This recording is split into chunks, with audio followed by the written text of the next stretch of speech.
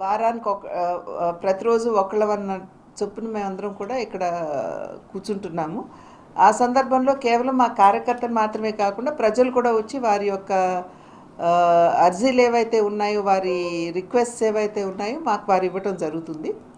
ఆ సందర్భంలో సాధారణంగా వెంటనే వీలైతే సంబంధించినటువంటి అధికారులకి ఫోన్ చేసి వెంటనే దాన్ని సాల్వ్ చేయమని చెప్పి వాళ్ళకి రిక్వెస్ట్ చేయడం జరుగుతుంది.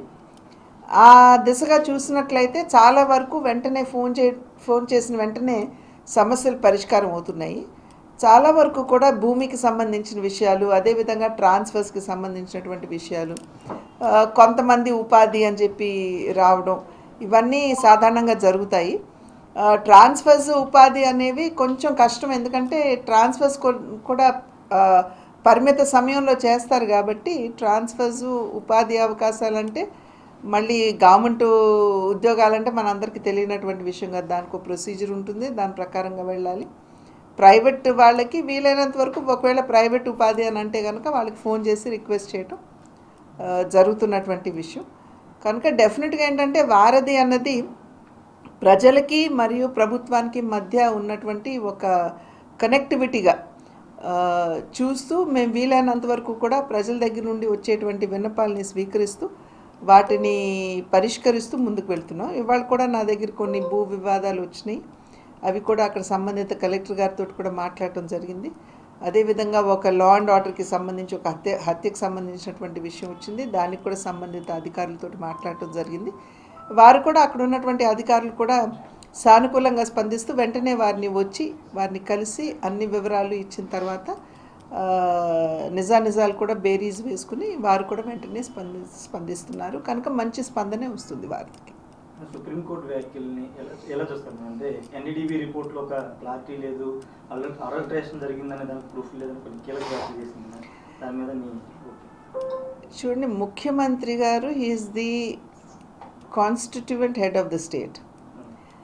ఆయన ఉన్నటువంటి పరిస్థితుల్ని వారు సమీక్షించుకుని దాని మీద వారు ఒకవేళ స్టేట్మెంట్ ఇవ్వాలా వద్దా అనేది వారి యొక్క ఆలోచన విధానం మీద ఆధారపడి ఉంటుంది. ద కోర్ట్ వచ్చి సాధారణంగా ప్రభుత్వాలు తీసుకునేటువంటి నిర్ణయాలు ఏవైతే ఉన్నాయో అవి సరిగ్గా అమలవుతున్నాయా లేదా అనేటువంటి విషయాల్ని వారు పరిగణలోకి తీసుకోవాల్సినటువంటి బాధ్యత కోర్టుకుంటుంది. అంతేగాని ముఖ్యమంత్రి గారు మీరు ఎందుకు మాట్లాడారు అని ప్రశ్నించే అధికారం కోర్టులకు ఉన్నదా అనేది అందరం కూడా ఒక్కసారి ఆలోచించవచ్చు. నిన్న ఆంధ్రప్రదేశ్లో పురంధేశ్వరి గారు ఆవేశంగా మాట్లాడిన మాటలు, టీవీలో డిబేట్లు చూశాక ఒకటి చెప్పాలనిపిస్తుంది. అమ్మా పురంధేశ్వరి గారు, బావ కళ్ళల్లో ఆనందం చూడటం కంటే భక్తుల కళ్ళల్లో ఆనందం చూడటానికి ప్రయత్నించమని కోరుకుంటున్నాను. ఎందుకంటే ఈరోజు కూటమి ప్రభుత్వానికి చెందిన లాయరు సుప్రీంకోర్టులో కోర్టు అడిగిన ఏ ఒక్క దానికి కూడా సమాధానం చెప్పలేకపోవటం వల్లే సుప్రీంకోర్టు ఇంత సెన్సిటివ్ అయిన విషయాన్ని సీఎంగా ఉండి ఎటువంటి ఆధారాలు లేకుండా ఎలా మాట్లాడతారు అంటే, సీఎం ఏదైనా మాట్లాడచ్చు, ప్రజల చేత గెలిపించబడిన వాళ్ళు మాట్లాడకూడదు అని మీరు మాట్లాడటం నిజంగా చాలా సిగ్గుచేటు. ఎందుకంటే ఈరోజు మీరు, చంద్రబాబు నాయుడు, లోకేష్, పవన్ కళ్యాణ్ ఎలాగైతే రోడ్ల మీద ప్రెస్ మీట్లు పెట్టి మాట్లాడుతున్నారో అవే మాటలు ఎందుకు మీరు కోర్టులో మాట్లాడలేకపోయారు? సో ఈరోజు ప్రజలు గమనిస్తూ ఉన్నారు.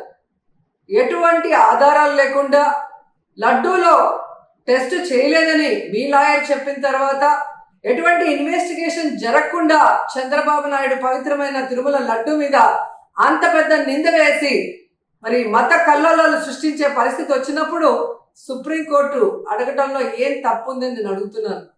ఈరోజు మీరు బీజేపీ రాష్ట్ర అధ్యక్షురాలా ఆంధ్రప్రదేశ్కి, లేక తెలుగుదేశం పార్టీ రాష్ట్ర అధ్యక్షురాలా, ఎవరికి అర్థం కాని పరిస్థితికి వచ్చింది.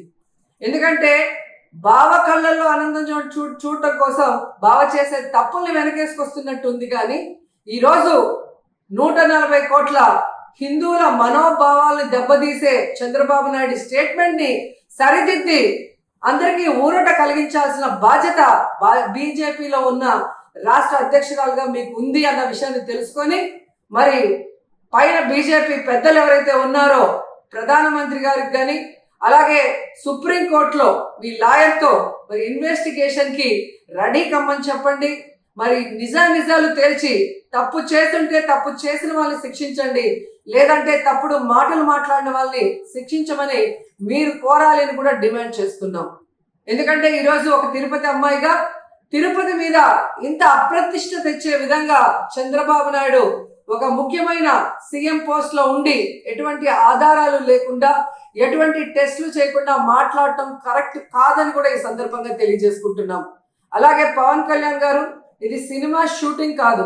రోజుకొక వేషాన్ని వేసుకొని రోజుకొక మాట మాట్లాడుతూ ఈరోజు అందరి మనోభావాల్ని దెబ్బతీయడానికి మీకు అధికారం లేదని కూడా ఈ సందర్భంగా తెలియజేసుకుంటున్నా. ఈ రోజు ఏదైతే మీరు చేశారో ప్రాయశ్చిత్త దీక్ష, అది మీరు చేసిన తప్పులకి భగవంతుడు మీ చేత చేయించిన ప్రాయశ్చిత్త దీక్ష తప్ప మరొకటి కాదు.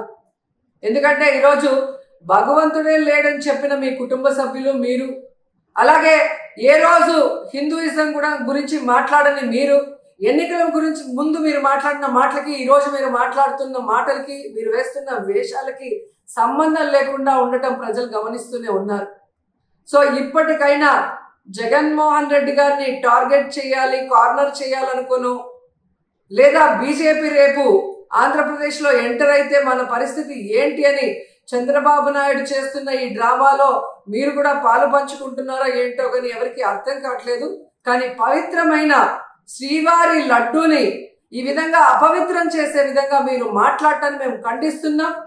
వెంటనే దీని మీద సుప్రీంకోర్టు మరి విచారణ జరిపించి సిబిఐ ద్వారా మరి దోషుల్ని బయటకు తీసి వాళ్ళని శిక్షించాలని కూడా కోరుకుంటున్నాం. అలాగే ఇందులో మరొక విషయం ఉంది. ఏదైతే టీటీడీ ఈఓకి ఈ టీటీడీలో జరిగే ప్రతిదానికి సంబంధం ఉంటుంది. ఆయన ఈఓ అయిన తర్వాత వచ్చిన ట్యాంకర్లలో మరి బాగున్న ట్యాంకర్ని లోపలికి పంపించి అన్లోడ్ చేసాం.